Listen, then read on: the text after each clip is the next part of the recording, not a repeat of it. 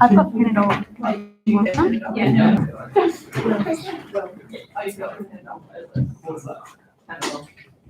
You've got all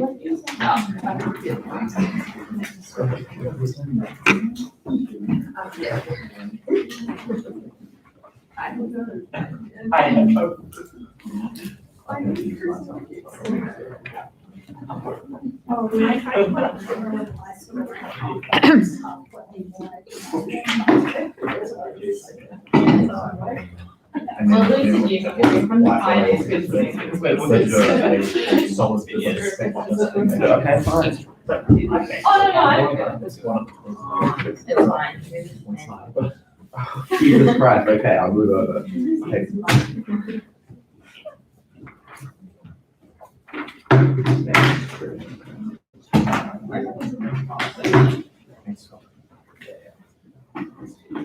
So we're done. Well, you got anything else?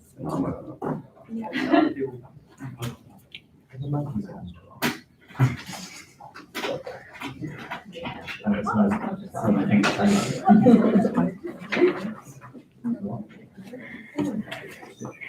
Would be cool and play.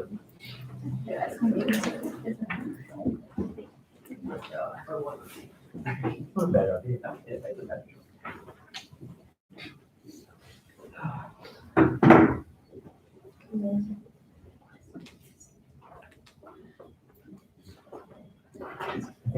Yeah, well, London's like a communist beer.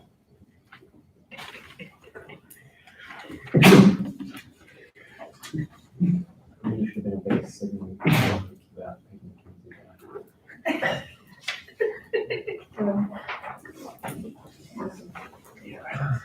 Nothing but respect.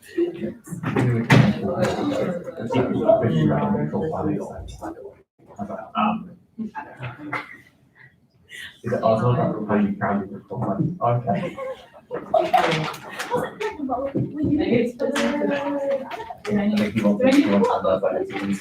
yeah, so they're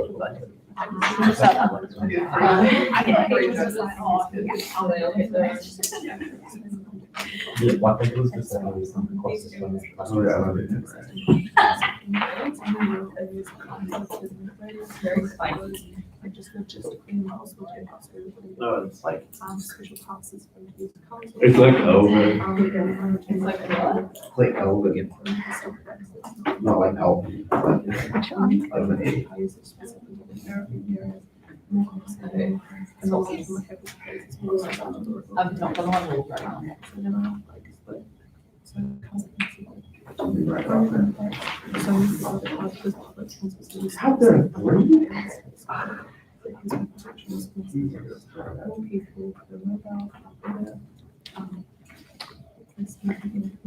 You're right. Why?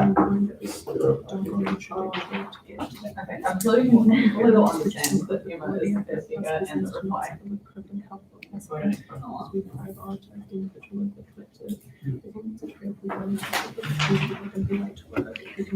Yes, that's good.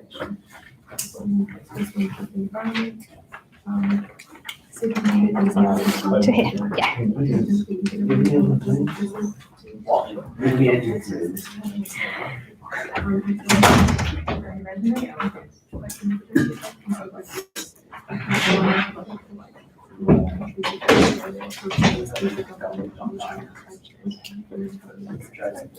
Awesome.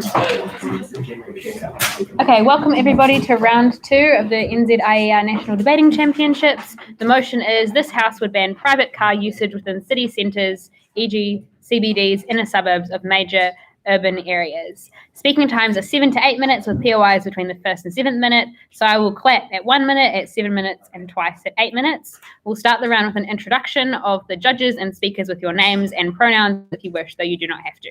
So for example, my name is Lucy and my preferred pronouns are she, her. Judges? My name is John.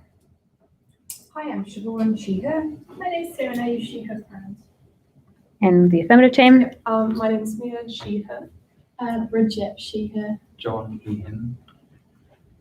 Will, he, him. Emma, she, her. Lily, she, they. Awesome. Thank you very much. Does anyone have any further questions? Awesome. Then without any further ado, I welcome up the first speaker of the affirmative team to begin her team's case.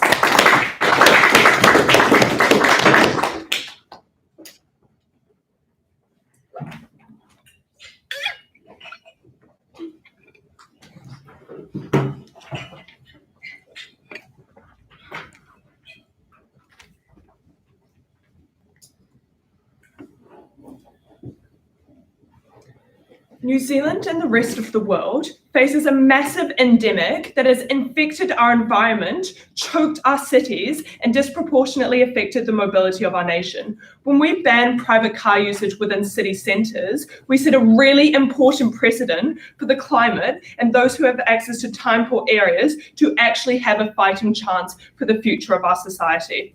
What's our model for dealing with this? We think we're going to phase in the ban of private car usage to allow for the construction and imposed infrastructure of public transport systems. This looks like buses, this looks like trains. We're going to do this in a few ways. 3 things to note when we're looking at the improved infrastructure.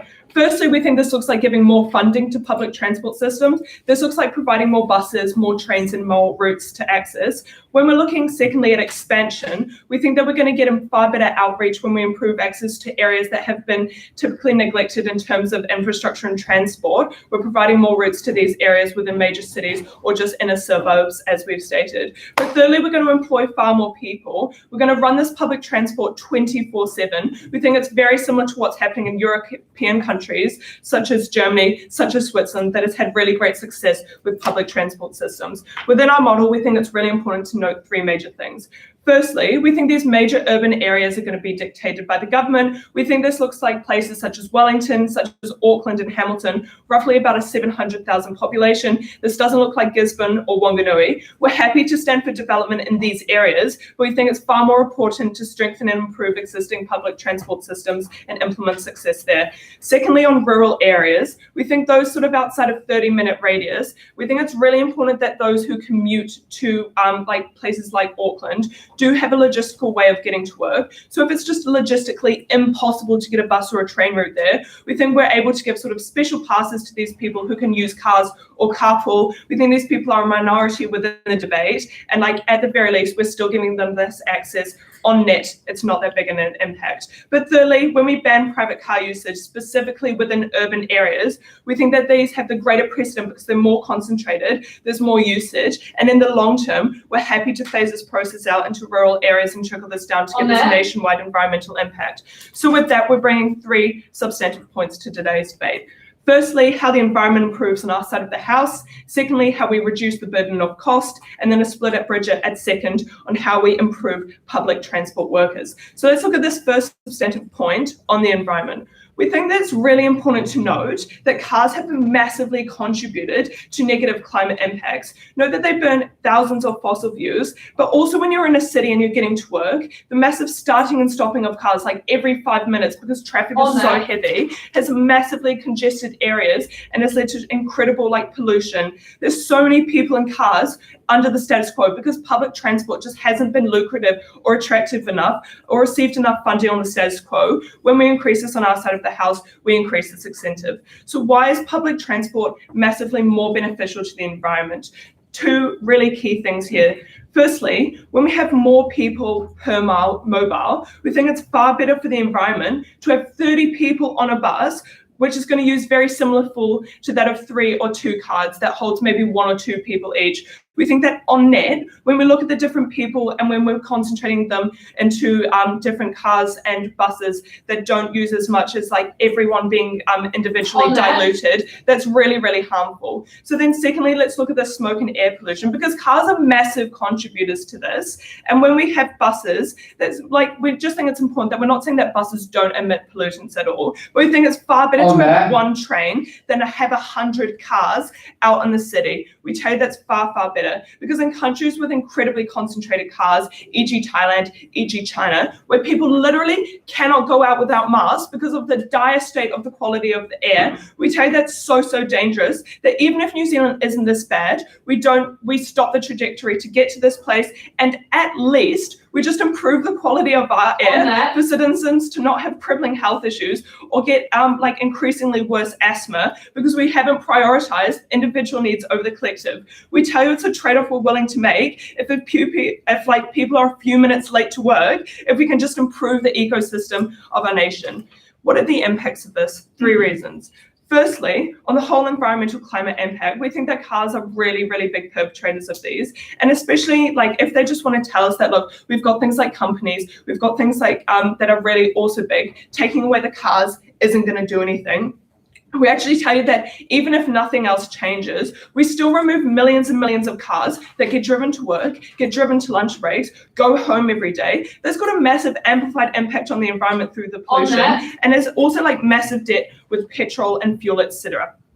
Second impact then, why is New Zealand a really important actor in today's debate? Because even if we don't have a massive impact on the environment globally, we still have a massive onus and debt to the climate of New Zealand. We think New Zealand as well has very like stable and cohesive government. We're very likely to have success with these. It's what happened with lockdowns in New Zealand when people were able to follow regulations by the government. When the gov sets an imminent threat that we're facing, we think it's far more likely for this to be followed. Why is it important then with success in New Zealand for the rest of the world? Look, we think that when it's adopted successfully, similar nations, e.g. like regions in Australia, e.g. France, are going to look at us at worst and spark discussion and discourse on activism and best ways to begin to implement this in regions. We think that New Zealand is actually a really important player on the world stage, and we can use this to conduct in other nations. Look, we're never going to get like massive transport in conservative US states, but at the point where we can get just moderate buy-in from countries such as Australia, because they have similar stable governments, we think that's really important that we still get success within the climate in these ways and set a really important ripple effect. We tell that the climate's just so important because of the way in which it affects everyone's futures and lives. We tell it's going to impact low-income people the most when people's homes are displaced. Before I go on to my second substantive, I'll take a POI. Cheers. Women and other minority-generated identities are often unsafe on public transport. How does your team justify forcing these people into dangerous environments? Okay, look, we think there's like another debate to be had around this, but also just like we tell you, like this is just like not mutually exclusive to like in the workplace or even like things like Ubers, etc., where you have like cameras like pointing up women's skirts. We tell that's always a danger. When we have like more government attention directed onto buses, directed onto public transport systems, when we direct more attention onto these things, we think it's far better that we get workplace safe relations because more people are now using it. There's more buy-in. On our side of the house, we think it's far more likely that we redirect all of this attention into safe practices rather than neglecting it on your side of the house and just getting stagnancy. So now let's look at the reduced burden of costs, because we tell you that people on low income who are probably really incredibly affected, also just those in middle class, have a massive debt. Why is this? A couple reasons. First of all, they're incredibly time poor. It's very difficult to access cars and traffic all the time. But also just on the maintenance of cars, it's a massive cost. This looks like petrol. This looks like the cost of the car. This looks like paying for a WAF like every few months. This is really, really damaging for 3 reasons. First of all, what this looks like is people only being able to afford like low quality cars that aren't as safe and cars that use up more petrol because they're less efficient. We tell you that even though Tesla's like really great, it's just going to cut off like millions of people who can only use like a Berliner from 2003 that has to be constantly repaired and choked with petrol. We tell that public transit systems far more effective with the whole economies of scale when we expand the public transport system and the subsidization of the government with these vehicles. We tell that we're never going to allow for ridiculously high prices for people who can never afford hybrids. Thank you. We thank the speaker for her speech, and we now welcome up the first speaker of the negating team to begin her case.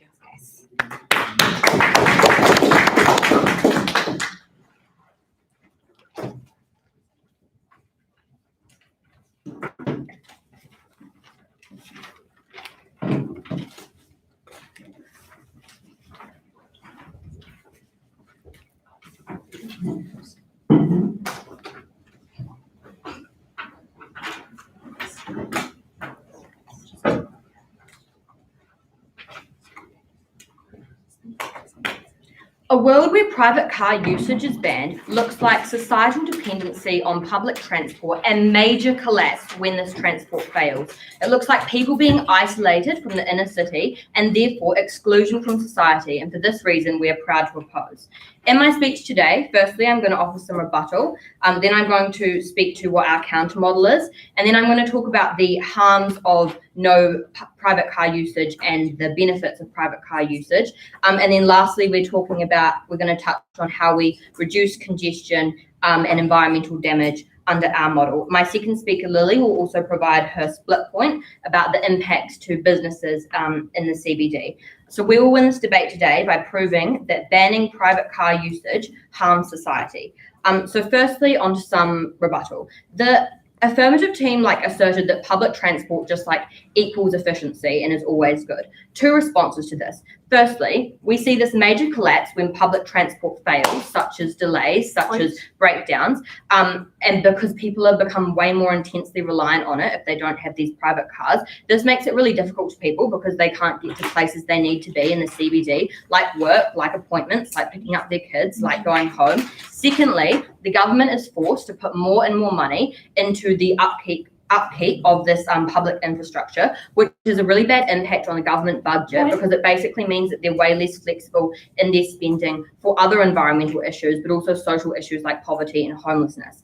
Now onto their model. So they told us that they would just phase this in. They didn't actually tell us how many years, which makes it really confusing. What does this actually look like on the ground? They also told us that we'd have these special passes to rural people to use private cars, which just basically concedes that people need private car usage, to use public transport, and that public transport doesn't fit everyone's needs, which is our entire argument that we're pushing. Then we also heard about the environment, that cars are just bad. Three responses to this. Firstly, public transport still creates emissions. It's not like a complete pro-environment alternative. Secondly, we offer a means in which to still lower emissions with things like carpooling, with electric vehicles. And thirdly, we have more government financial flexibility of spending to put towards other environmental alternatives. That looks like cycle lanes, that looks like lime scooters. Okay, so now onto our counter model. We stand for people having the option of high quality public transport and alternative means of transport, like private car usage in city centres. Under our dual system, we encourage people to carpool or use electric vehicles, and we incentivise this by having carpool lanes and subsidisation of electric vehicles. We also continue to fund quality public transport systems so that people have the option to choose. Comparatively, what this means is under our model, we don't cut off workers' ability to travel efficiently due to the public transport system failing them. We continue to address environmental issues like pollution by incentivising electric vehicles and carpooling. And we see less congestion because people are filtered into different transport modes. Okay, so now onto the harms of no private car usage and the benefits, therefore, of private car usage. Firstly, we tell you that workers' accessibility is going to be impacted because they don't have this option of private cars. This is four reasons for this. Firstly, because public transport is unreliable, we often see delays and breakdowns. Secondly, there's often a long commute time between the station that you're getting to and the actual place you need to be, such as your workplace, which just causes further delays in your commute. Thirdly, you waste a lot of time stopping at every station when you're traveling to somewhere, which just means you'll have less time at your destination, say for instance work. And fourthly, it often doesn't fit into your work time frame, say the bus schedule, right? If you have a meeting at 8, but you're facing delays, and even then the bus might still be late, it's not going to fit your work schedule. Another mechanism for this is that travel routes through the CBD and inner city become closed. And what this means is it pushes cars onto roads outside of the CBD, which means it's a longer travel time to get to your destination. It also means that cars are put on roads that aren't actually designed with the infrastructure to support this kind of traffic. Additionally, we tell you that public transport does not fit everyone's needs. For instances of this, we have medically vulnerable people, like immunocompromised people, that need safe transport to, say, somewhere like a hospital, and generally would rely on someone like their family to do this. We have, secondly, neurodiverse people who don't find public transport a safe place because it's loud, it's a sensory overload, it's confusing. We thirdly have disabled people who find it really inaccessible to use public transport because there's a limit of seats that they can use, because sometimes it's even like just impossible to board the bus if you're like in a wheelchair. Fourthly, we have like people like, say, women, for instance, or like victims of assault who are just forced into these really uncomfortable environments or unsafe places because they're in like this unprotected public space, particularly in an instance like, say, you're at night and people can follow you home, they know where you live. So the outcomes of this is that it's harder to get work in somewhere like the city centre because you're frequently going to be late because of the public transport. You're likely to get fired or lose your job because you can't do your job properly and be on time. Travel becomes like really inefficient, and it's just going to increase congestion by just forcing people into smaller options of transport. And people become really isolated because their public transport doesn't fit their needs in order for them to travel. So what this looks like on the ground is, say, like a young woman is forced to use a public transport system to get home from work late at night. That means she's like frequently scared and uncomfortable and unsafe because she's in an environment where people can follow her home, where it's a long walk in the dark to get to her house. That means like she's weighing up whether or not she should quit her job because she's in this really uncomfortable environment, because literally every day of her life she is going home fearing for her life. Comparatively, in our world, workers get to their job on time and they're less likely to lose their job. We utilize this inner city infrastructure, which we already have, it's already in place, rather than putting pressure on roads that can't handle it. And people aren't disadvantaged because everyone has a fair and safe access to travel. Therefore, we win on this point because we've shown that the benefits of private car usage outweigh any harms. Now, onto how we reduce congestion and environmental damage in our model.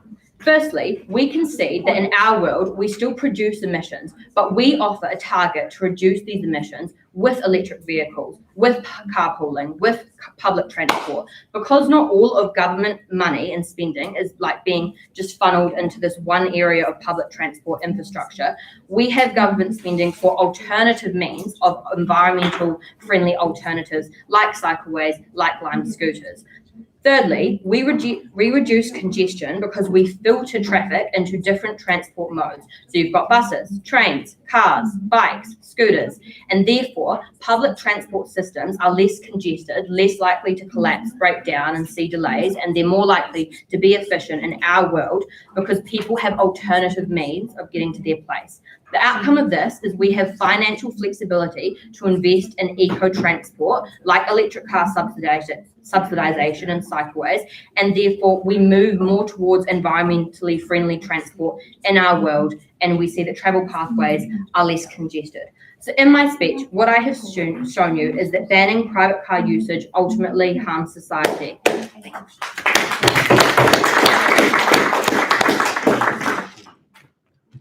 Thank the speaker for her speech, and we now welcome up the second speaker of the affirmative team.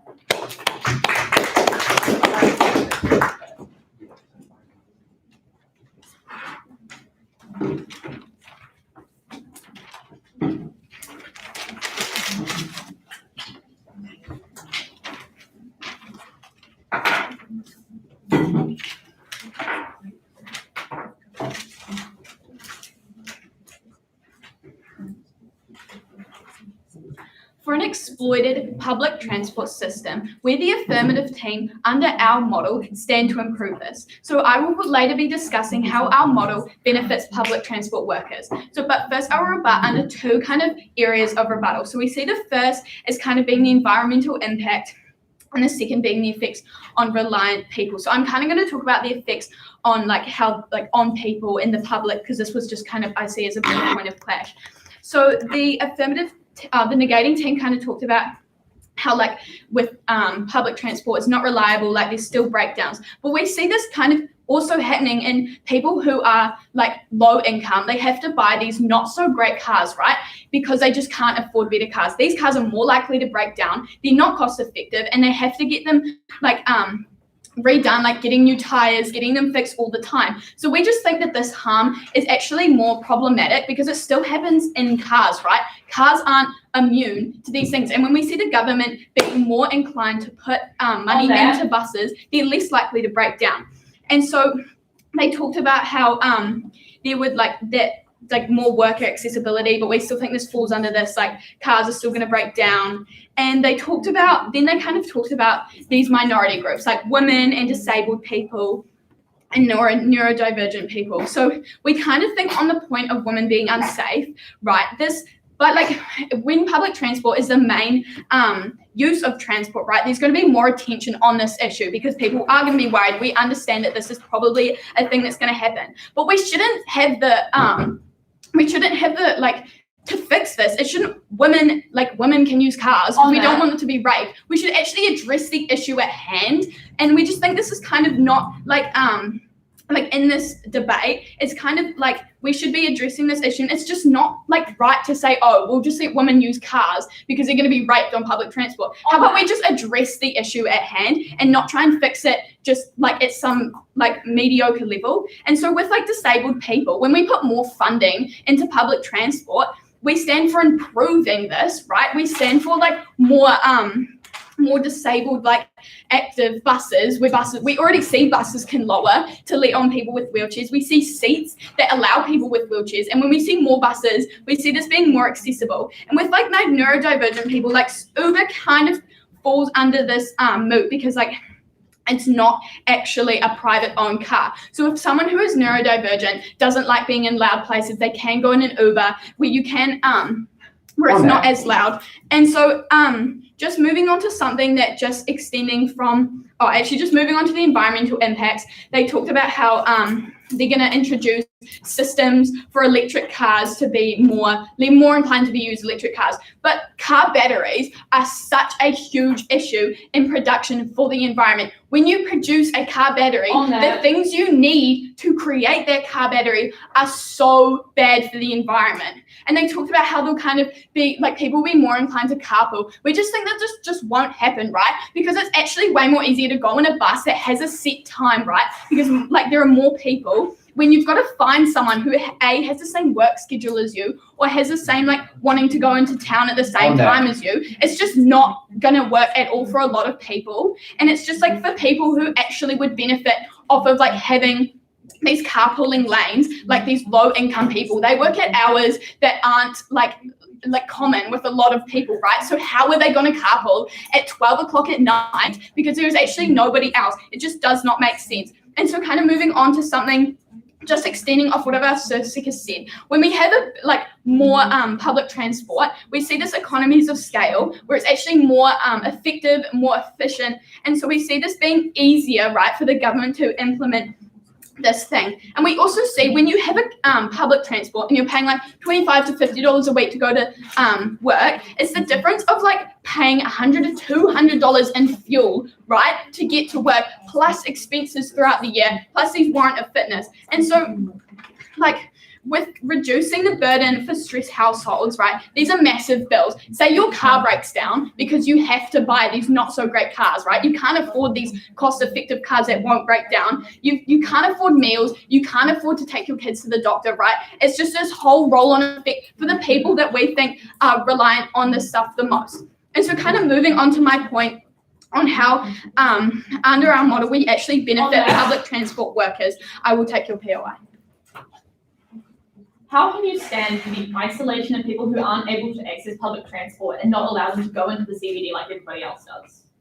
Well, we just think like we've kind of talked about how like we actually don't isolate disabled people and how neurodivergent people can Uber, right? And we just think this kind of really, really small minority can, like, there are ways to get around it, and we are like we've talked about how we're really open to actually improving the system, the public transport system, and it's just a really small minority compared with like a larger minority of like low income households. And so kind of talking about the public transport workers, these kind of look like bus drivers and train drivers. So we see two main things happening that make this true. So the first is like because of the more funding, like from people using this public transport. We see a better work environment, and secondly, we see more jobs. So kind of on the first one, on the work environment. So bus workers currently are predominantly low-income workers, right, who notably have held strikes on the lack of good work environment. So under our model, by providing funding to actually address this issue, we can keep bus drivers happy, right?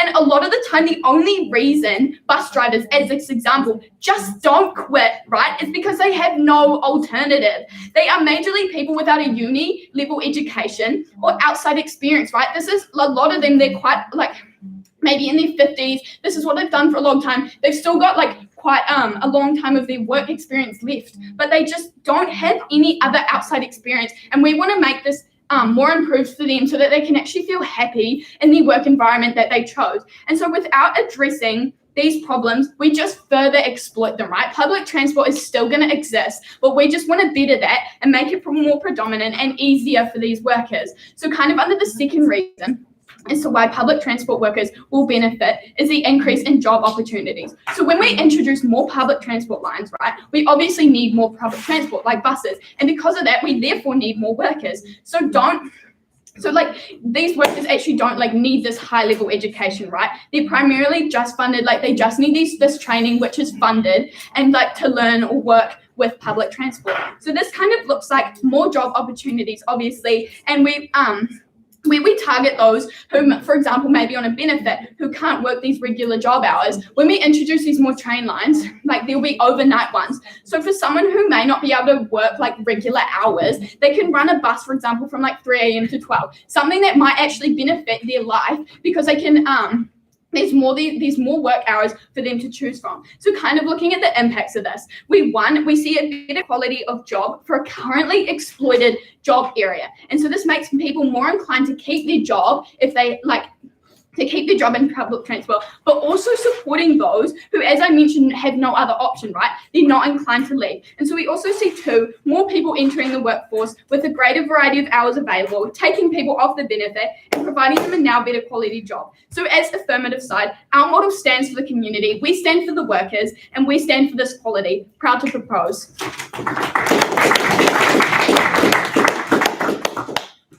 I thank the speaker for her speech, and now welcome up the second speaker of the negating team.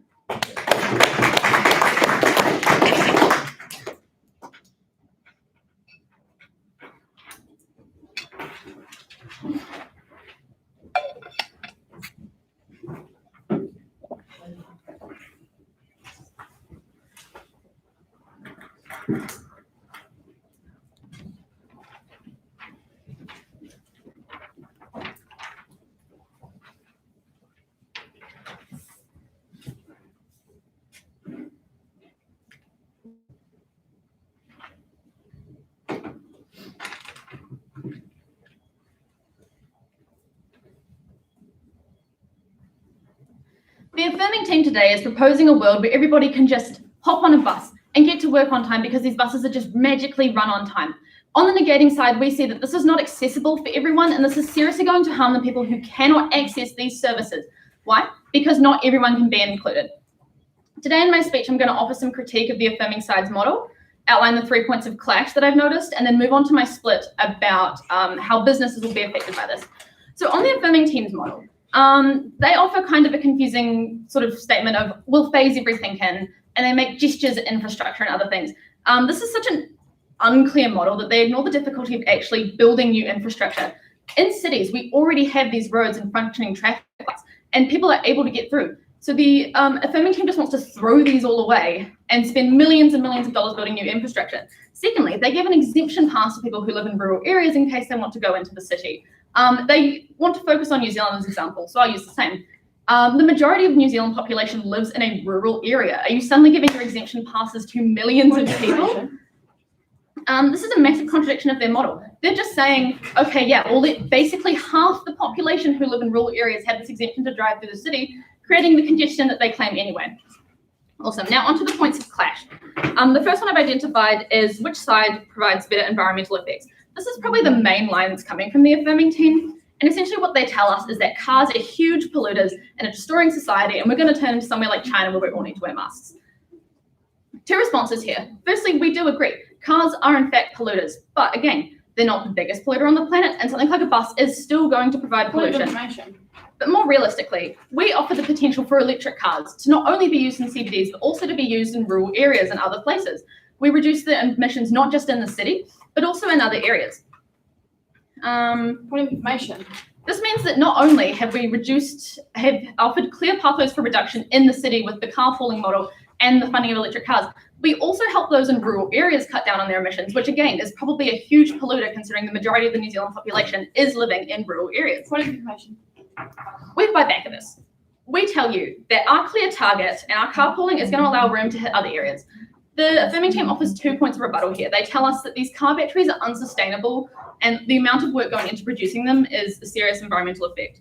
Point of information. First of all, these buses have massively efficient batteries as well. I mean, if you look at even something like, an electric bus or something like that, they're mined from really unsustainable conditions. They're still going to be used under the affirming team's model. We cannot pretend that we are just getting rid of car batteries because people still need to use cars.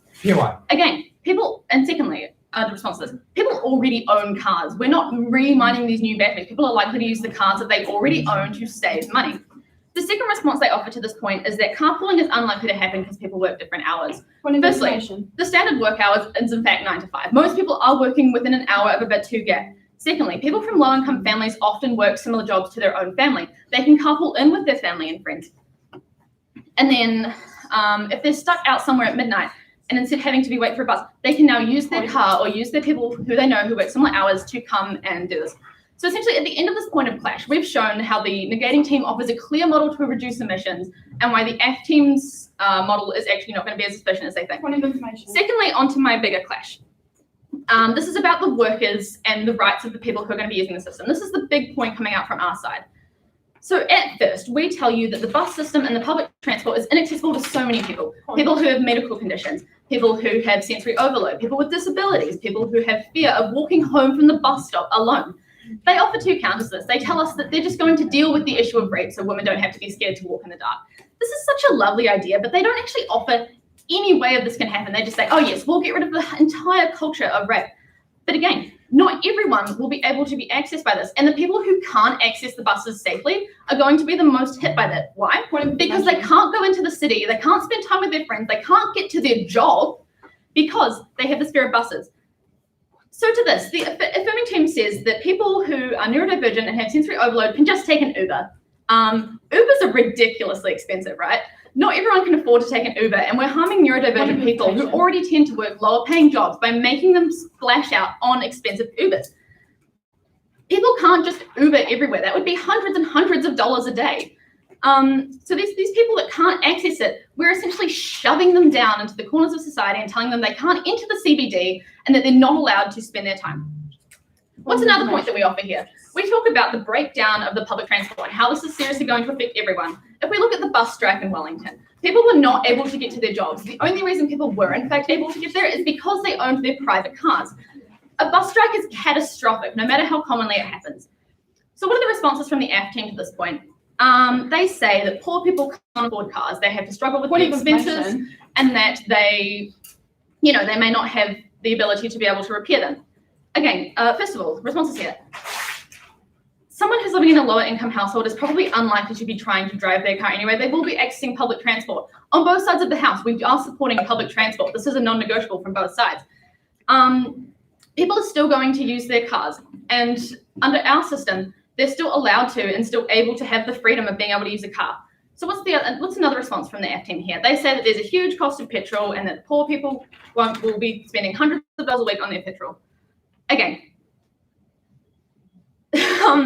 we're not saying that poor people shouldn't be allowed to access the city. They can use public transport if they believe that they need it. And in our model, we do provide this reason about they have more access. But again, they're probably not affording cars anyway, especially if they're working jobs in the CBD. They're liking taking public transport anyway. So what's the point offered by the affirming team here?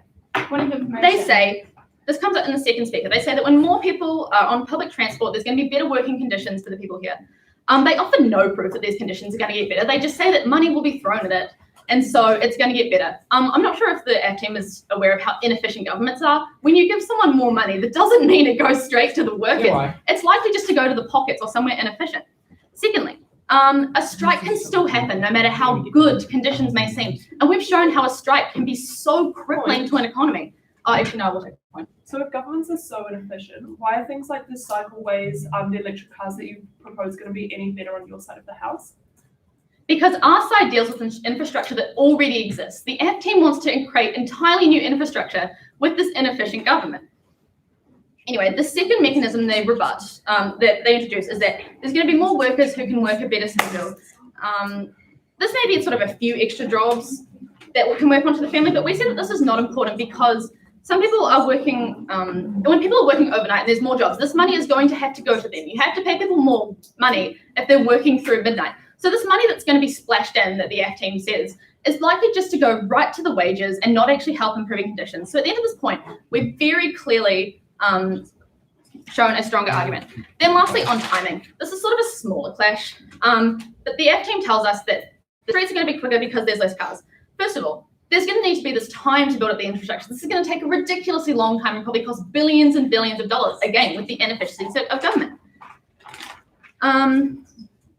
And then we tell you that congestion will be reduced under our side, that the public transport system that collapsed will be able to be benefited by existing infrastructure, and that the cars that are used will still be able to go through.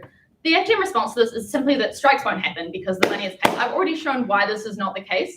And at the end of the debate, I've shown how we've won all 3 points of clash and that the next side has clearly got the better argument here. Thank you.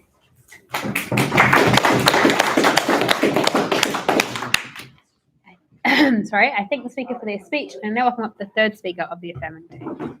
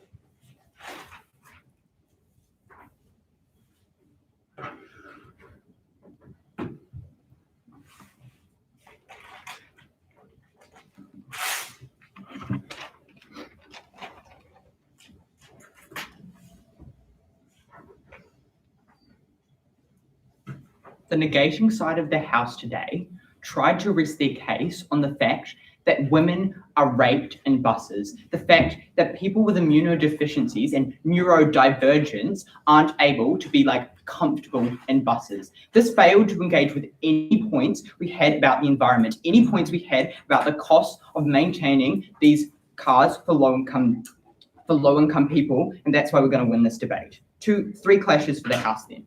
Firstly, who gets the better environmental impact? Secondly, who gets better accessibility, particularly for low-income workers? And then thirdly, who has the best outcomes for minorities?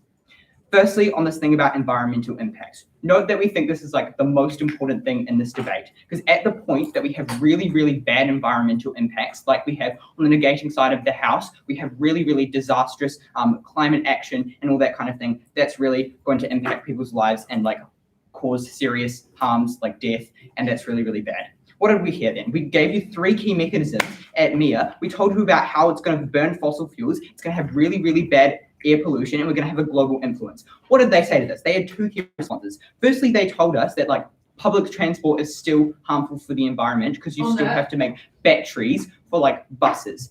This is just completely ridiculous. Okay. There's going to be some environmental harms making a bus battery, but you know what's going to be more harmful? The fact that you're going to have to make 100 car batteries instead of 1 bus battery. I'm sorry, this is just a completely disproportionate argument. This is not a legitimate claim for them to make. The key thing here is that the environment is damaged from cars starting and stopping in congested areas. At the point that you have 100 cars on the road rather than 3 buses, you're always going to get more congestion, always going to get more fossil fuel burning. That's really, really going to harm the environment. Secondly, they told us that their dual system has more environmentally friendly alternatives, things like Lime scooters, things like electric vehicles. I have 4 key responses to this. Firstly, these are always going to be more expensive. Why? Because it's always going to be easier to buy like a Toyota Yaris or a Balena rather than like an electric Tesla that's like way out of your price range. Therefore, especially low-income workers are just going to buy these like low-level like cars, that those cars are just inherently more damaging for the environment. They're never going to get these benefits they claim because they're just not affordable. Even if they say they're going to like government subsidize, we think that's not going to get this buy-in. Low-income people are still going to turn to the most affordable option because they're never going to switch to more environmentally friendly options when it's actively compromising this, trading off food on the dinner table of their children. They told us that like they really stand for what's happening kind of under the status quo. We see under the status quo, most people, if you look outside, most people are driving cars. Most people aren't going to go in buses. This is just not a legitimate claim for them to say. Secondly, we still have congestion. We really have congestion when you have different transport. Even though they say they like reduce congestion, you're still going to have like, even if you have 5 Lime scooters, like some electric cars, some normal cars, some buses, you're still going to have so much more congestion than like buses, because buses can just hold more people, reducing the congestion of people that need to get around the city. It's just how it works. Thirdly, the alternatives they gave us are like extremely harmful, as I already flagged. Things like making an electric car battery use lithium and like really harmful minerals. We think they don't get this environmental benefit. But fourthly, they had no response to our thing about the global impact, how if we show that we are taking an action to this environmental regulations, going to incentivize other nations like Australia, to actually take an action as well, therefore benefiting the entire climate. They then told us that like half our case is mitigated because half of New Zealand lives in rural areas. I'm sorry, like lots of people live in Auckland, lots of people live in Wellington, lots of people live in Hamilton, and at the end of the day, environmental harm is caused by congestion, which is more prevalent in those areas. That's not something they can claim. Therefore, we get the best environmental change on our side of the house for a more sustainable future. Secondly, who gets better accessibility? They told us, they had a lot of claims under this. Firstly, they told us it's really, really hard for people to like get access to public transport. If it breaks down, it's just going to ruin their life, ruin their job. 2 responses. Firstly, more funding is going to happen on our side of the house because they're, as we mentioned at NZIER, and so this is going to mean these things happen less, and there's going to be less harms to these people. But secondly, because low-income workers won't even get like any public transport on theirs, they're going to buy low-level cars, which are more likely to break down on their side of the house. Therefore, they also have this harm. It's not mutually exclusive to our side. Secondly, they gave us all these examples of like random things that are going to happen on buses when you have like a long commute, you're going to have to stop at a station. It doesn't fit into your work schedule.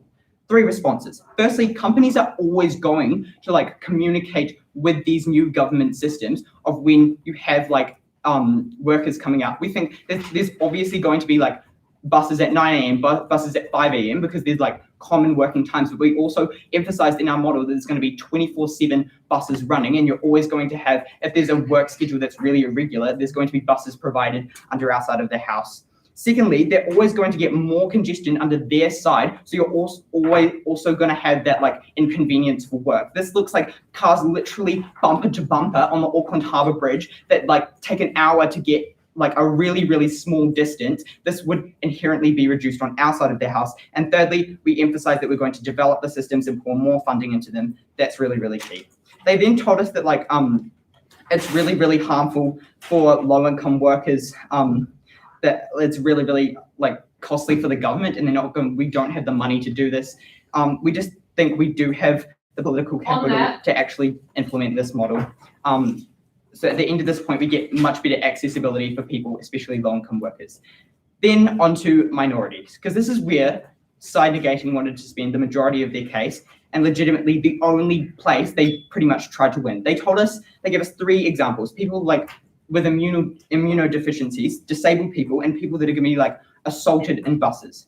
Firstly, we think it's actually quite a good thing that we have these situations and we were aware of them, because at least we can like actively improve these things when we have these. This looks like implementing wheelchair, I'll tell you in a minute. This looks like implementing wheelchair ramps in buses so that disabled people actually can get them. It looks like people having like investigations and like internal investigations and like feedbacks to actually reduce these sexual assault claims. We think that people need to feel safe within transport, and we think we have the capacity to actually improve these things on our side of the house. They still have to stand for like buses and public transport to some extent as well. So they're always going to have that worse when there's less public transport. Secondly, we think that it's a bit more likely that people are going to be less vulnerable. People they wanted to talk about with immunodeficiencies are going to be more and more vulnerable if they literally don't have clean air to breathe because the air is so polluted from all the cars, the private cars that they have on their side of the house. But thirdly, we tell you this is just such a small stakeholder in the debate. We told you there's like not going to be that many like people, disabled people working at a law firm in Auckland that are going to have to take the bus every day. At the end of the day, even if we do have more minority harms, we think we brought you so much material about the environmental impacts and the accessibility, and that's why we're extremely proud to propose.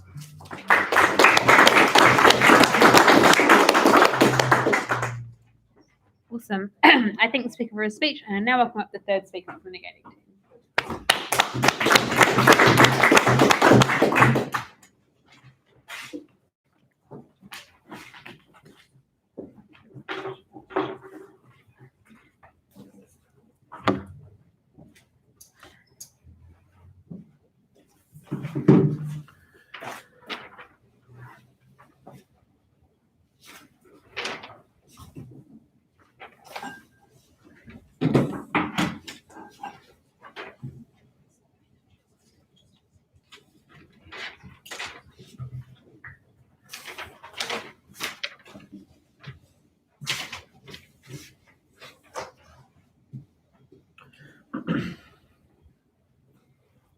On our side of the house, we believe that it is intolerable that we should force vulnerable people into crowded and dangerous environments. We believe that fundamentally, everyone has a right to feel safe in their travel, and that while public transport may be useful for some people, making it mandatory within city centres for accessible transport will disproportionately harm those who it should be protecting. Additionally, AF completely loses this debate from the start when they offer little to no rebuttal about what Emma and Lily brought up consistently throughout the debate about how vulnerable a public transport system is simply because of the risk of collapse. If a public transport system, if the entire network of a city centre is reliant on public transport, then if that transport goes down, if you have a strike, if you have any of those damaging effects, that means that everything goes down. Everything that they have to offer can be negated within that split instant of a union deciding to go on strike, of this bus network breaking down in any way. That's the moment where that system breaks down and they lose all of the benefits that they offer, even if just for a few days. That is hugely damaging. 3 points of clash for you today. First of all, like the harms that this can offer to individuals, which is the most important part of this debate. Secondly, environmentalism, which they rest their side of the debate on. And thirdly, around kind of like the modelling and the congestion side of things. So firstly, around safety and individual harms. And as I've stated before, this is absolutely the most important part of the debate, right? Like if we manage to reduce emissions by a little bit, it is not worth cutting like off the lives and the social impacts of like thousands of people within our city centre. We are not happy to actually sacrifice those people's ability to socially connect and those people's ability to actually go about their daily lives at the cost of like 1 or 2 less cars on the road. We don't believe that's sufficient. So let's go into the sub points along here. First of all, around low-income people. Secondly, women. Thirdly, neurodivergency, and fourthly, people with like health issues around like physical health issues. So, firstly, around the idea that like low-income people will spend more on cars, and this was their big issue, that it really disadvantages low-income people because they have to spend more on consistently maintaining cars. What we tell you on the comparative here is that like realistically, fuel is going to cost less than actually getting the bus every single day. Like buses are expensive. Buses actually do cost a significant amount of money to take. And like when you look at the system there, like the loss of like having to repair your car compared to the loss of actually not being able to get to work at all because the bus system is down, because it's a strike, because it's some kind of hugely impactful event. Because like even if one bus breaks down and you can't make it to work, you've got a serious harm that's distributed there. That was like losing a day or 2 days worth of work. That's the impact the economic impact on low-income people that we see on their side. Secondly, around women, and what they say is like there's going to be more attention to the issue of like sexual assault on buses. because there's more money in it. First of all, there's no mechanism around how more money kind of guarantees like more attention to these issues. But secondly, the rape culture that we see is actually kind of reinforced by these pre-existing government hierarchies. On that. Like the people who are making these decisions aren't like necessarily going to take the wokest approach possible there. We haven't had any justification about why they actually have any incentive to prevent this happening on their buses. Realistically, the vast majority of people that they're wanting to be guaranteed are the people who have those powerful men in the world who actually are the ones benefiting from this kind of rape culture. But thirdly, you're right, this isn't the issue. We're not debating whether or not to fix rape culture on buses. What we're debating is like right now, if we send that system in and we make it mandatory for people who are victims of sexual assault and who are incredibly vulnerable to hop onto those buses, then we are actually putting them in a serious risk of danger. We are putting those fears in their hearts. We're making it incredibly difficult for them to go out and engage with the world because they are scared of what has happened to them in the past and what could happen to them again. We don't want to see that happening on our side of the house, and we recognize that it will happen on their side of the house if this model is allowed to continue. Thirdly, around neurodivergency, and the response to this was that neurodivergent people can take an Uber. Firstly, as Lily talked about, there's the idea that Ubers are incredibly expensive, and we just shouldn't be charging neurodivergent people like a tax for their neurodivergency. We shouldn't be making them pay more for transport just because they have those issues. But secondly, we've already talked about the dangers of Uber, right? Like Uber drivers can be untrustworthy. They're the issue of like upskirting and all that sort of like really damaging stuff that can happen within these environments. We don't need to be placing neurodivergent people into those environments just because of their like mental state. Thirdly, around health benefits, just because there's really nothing on this from AF, we haven't had anything around the physical health that like actually, like if you have a physical health condition, if you have those like immunodeprived things, what we heard is around pollution, but I'll get to that later. At the end of this point, like what we end up with is a minority group making up like roughly 10 to 20% of the population. If you can include like, people with physical illnesses, people with like mental illnesses and stuff, that's a significant chunk of people like being completely unable to access the transport. It's an unsafe system for women and children. And so the damage of the losses that we see here is completely debate winning because the side of the house is completely neglecting these people. Moving on to environmentalism. No. First of all, we talk about air quality, right? First of all, we talk about air quality. The examples they bring up are like China and Taiwan, there's a lot of cars there. However, there are cities across the world that do have like high amounts of car usage, but don't have that like same level of smoke pollution. What that's a result of is poor city planning. That's a result of poor environmental strategy negotiation. That's a result of actually not being able to fulfill those goals that you should be working on, right? We can have a system which has like a significantly like a decent level of congestion, but like still doesn't have those pollution issues. So we don't actually have to see those issues on our side of the house.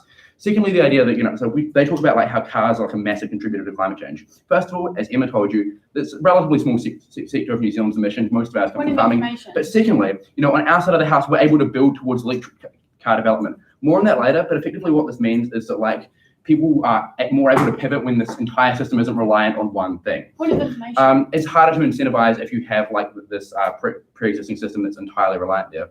Thirdly, the idea of like New Zealand having a strong role in influencing world events. We agree that the system that they have there can like actually paint New Zealand as like kind of a dystopic thing, right? If we have these breakdowns, that's what impacts badly on New Zealand. That's what impacts badly on the ideas of public transport in the rest of the world. That's hugely damaging. And like the values that New Zealand's like we're literally cutting off like at their very best, they're showing us that like New Zealand is cutting off a small sector of our carbon emissions, and in return, we're taking like 10-20% of our people and we're cutting them off from using our public life. We think that's incredibly damaging, and it's not the reputation we want for New Zealand. They're a little bit of a rebuttal to our model around electric vehicles, and what they told us is that one, electric vehicles are unaffordable, and two, they have these environmental losses. Firstly, on our side, we have addressed towards unaffordability. We have these subsidies, and what this does, it creates investment into this market. It builds towards lowering these prices. We actually see, like, if we create these subsidies, we do have a flow-on effect of this price gradually going down. Yes, eventually, it might not initially be affordable, but what we're doing is we're creating these steps towards making this a long-term affordable. Secondly, the idea that EVs have environmental losses. Firstly, like lithium batteries, like I'm not like the system that we have for them at the moment is environmentally damaging. Yes, so is like putting out massive amounts of car damage. But like on our side of the house, the incentive towards creating these things is going up higher because there's more demand for them. So if people want environmentally friendly things, they're likely to get them because we're actually putting in the effort towards making these batteries environmentally friendly. So that's what we're supporting on our side of the house. Finally, just a little comparative around pollution here. What they show us on their side of the world is that like realistically, there's a total reliance on these vehicles, right? Like it's very hard to pivot away from a system when that system is everything, because if you take it out for a few days or or even a few months to actually work on like switching to electric buses or switching to buses that are more environmentally friendly, then that takes out your entire transport network, right? That's incredibly hard to pivot on. Whereas on our side of the house, when we pivot on like a vehicle by vehicle basis, when we encourage people to make that decision for themselves and go out and seek out environmentally friendly opportunities, that's something that we value heaps. So that's their key issue. And if they can't really win on environmentalism, then they don't win at all. So at the end of that point, what we show is that we have better environmental outcomes on our side of the house. With that, combined with our safety and individual harms, we have won this debate. Thank you.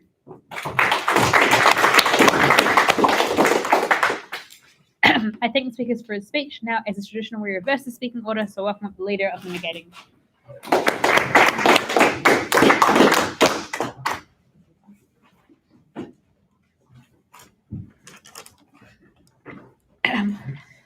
Replies are 4 minutes, so I'll clap once at 3 and twice at 4.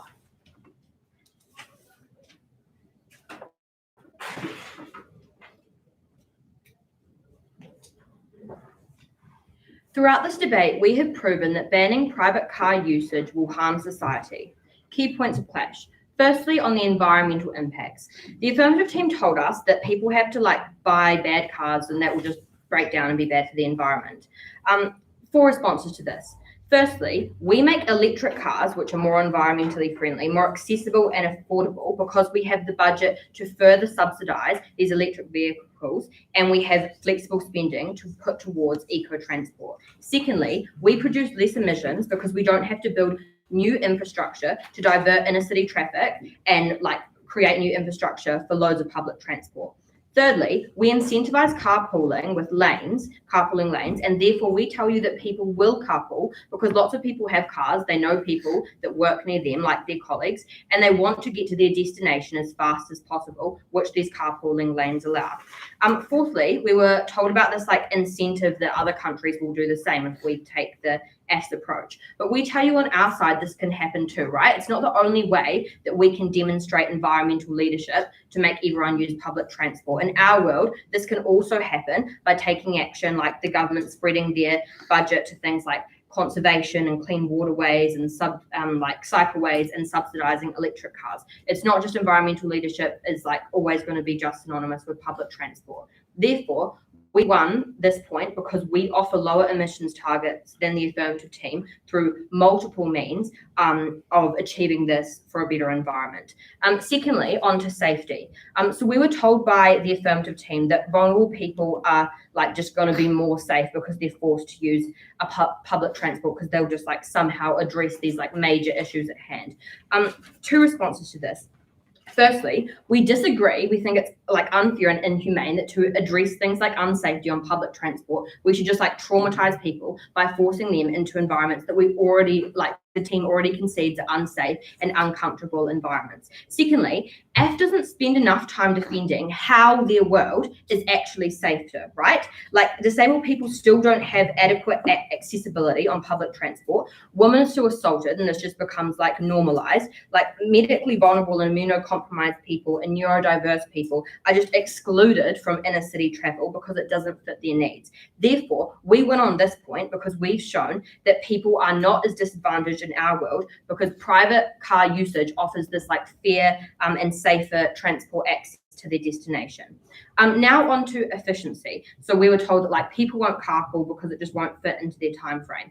I told you right at first why public transport is inefficient. Firstly, because of the delays and the breakdowns, because of the commute time between the station and your actual destination. Thirdly, because often the public transport timetable doesn't actually fit into your work time frame. And fourthly, because of the time it takes when you have to stop at every stop before you reach your destination. Therefore, people have this incentive to carpool because it's just faster and more efficient than public transport.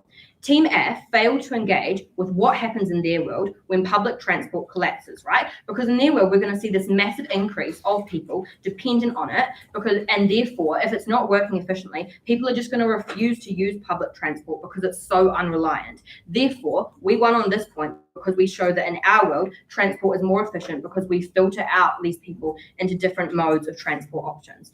Their world looks like having to walk home from a bus stop at midnight, fearing your safety, excluding minorities from public transport, and over-dependency on a singular transport mode that's likely to frequently collapse. Therefore, in my speech, I have shown that banning private car usage in city centres will have great harm to society, and our world keeps people safer, addresses environmental issues, and is far more efficient.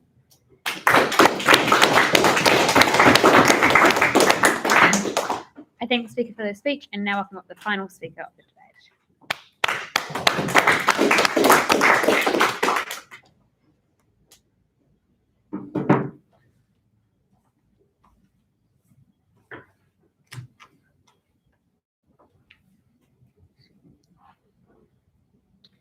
The debate was never about seeing people being a few minutes late to work. It was about telling people that the environment needed immediate attention, that those from low incomes had better opportunity, and we were giving more attention to those who didn't have the luxury to pick and choose for their transportation systems. Two main points of clash in today's debate. Firstly, on the environment, and secondly, on accessibility and safety.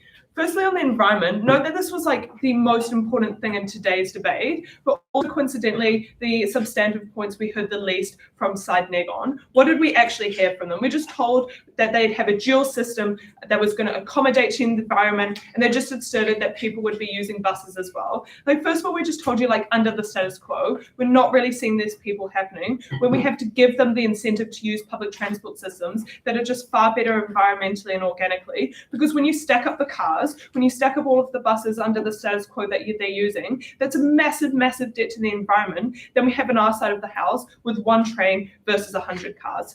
What did they say in response to this then? We had this whole idea that electric cars were suddenly going to be the savior of the environment. No, that they just kind of asserted that now, like, loads of people were going to be able to afford these, that this was going to be very accessible. We just tell you that not everyone is going to be able to afford your latest hybrid or Tesla, and that people on low income were just going to have to stick with what they've got. We tell you that buses and transport systems are actually very accommodatory to people's income and pay wages. We tell you it's subsidized by the government, and that they were never going to set outrageously high prices because they recognize the nuance of people's income and needs to get to work. We tell you that actually, even if we take them at their best, car batteries are so harmful, but also what's going to be far better is one bus battery versus about 30 batteries to cars. We tell you that buses aren't actually the most environmentally friendly thing, but it's just far better than the alternative when we have hundreds and hundreds of cars versus when we concentrate all of these people and resources into one. We think that transport becomes far more available and far more effective to the environment on our side of the house.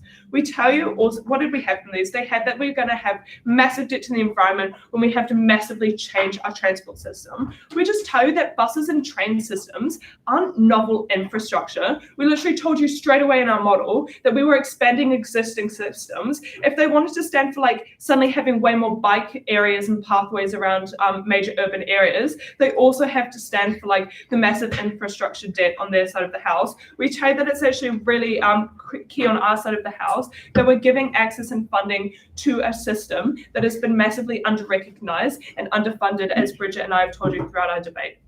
So let's look at the second point of clash, accessibility and safely. This was where they tried to win on their side of the house, ignoring the massive debt that we told you comes at the cost of the environment. So they tell you that when we place all of our people's incomes, people's transport systems on centralized systems, that's really dangerous. Bridget tells you that transport systems are actually become more reliable and effective on our side of the house because we're not neglecting them, giving more funding and attention to them. They're far less likely to go on strike, which happens on the side at neg. But also we tell you what's also dangerous is having to push those onto low income into dangerous poor quality cars.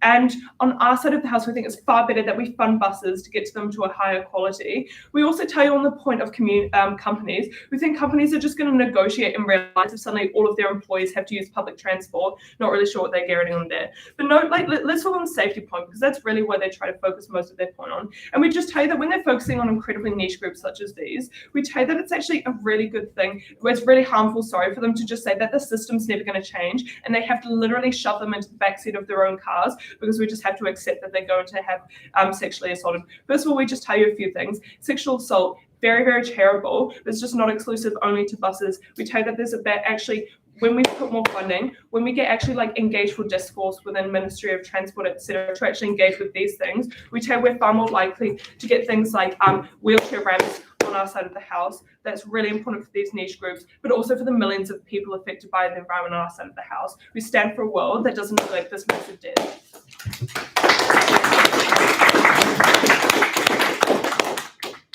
thank both teams for a great debate. I invite you to cross the floor and shake hands and then leave while the judges deliberate.